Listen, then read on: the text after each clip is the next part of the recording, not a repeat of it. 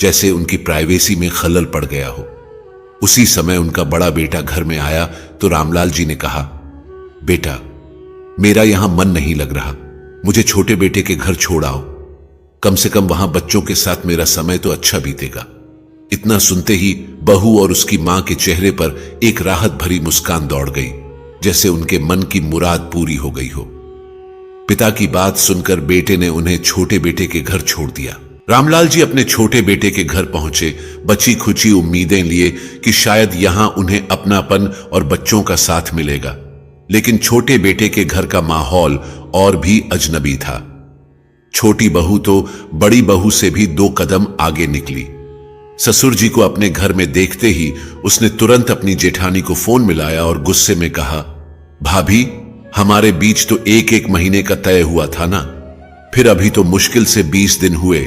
ऐसा कौन सा पहाड़ टूट पड़ा जो आपने बाबूजी को इतनी जल्दी हमारे घर भेज दिया।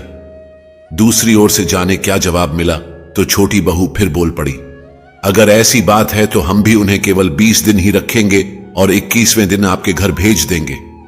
यह कहकर उसने गुस्से में फोन पटक दिया। बड़े बेटे के घर में रामलाल जी को कम से कम एक कमरा तो मिला था, जहां बैठकर वह अपने हालात पर आंसू बहा सकते थे। लेकिन छोटे बेटे के घर पर तो वह भी नसीब नहीं हुआ।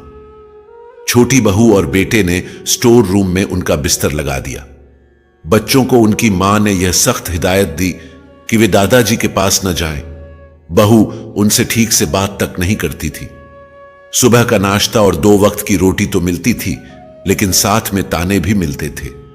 एक दिन उन्होंने बहू से कहा, बेटा, थोड़ी चाय मिलेगी? बहू ने व्यस्तता दिखाते हुए कहा, बाबूजी, घर में कोई नौकर तो है नहीं कि हर वक्त चाय बनाकर देगा। रामलाल जी चुपचाप अपने कमरे में चले गए। कभी कभी रामलाल जी बच्चों को देखने के लिए आंगन में आकर बैठ जाते, लेकिन बच्चे उनसे दूर ही रहते। चाहकर भी वे उनसे बात नहीं कर पाते, न ही उन्हें कहानियां सुना पाते। बच्चे आंगन में खेलते रहते, पर मजाल है कि वे दादाजी के पास आकर कुछ बोले। उन्हें पता था कि अगर उनकी मां ने उन्हें दादाजी के पास देख लिया तो उन्हें कमरे में ले जाकर डांट और सजा मिलेगी। रामलाल जी दूर से ही बच्चों की शरारतें देखते और उनकी बातें सुनकर अपने दिल को थोड़ा खुश कर लेते, लेकिन यह खुशी भी उनके अकेलेपन और उपेक्षा की पीड़ा को कम नहीं कर पाती थी।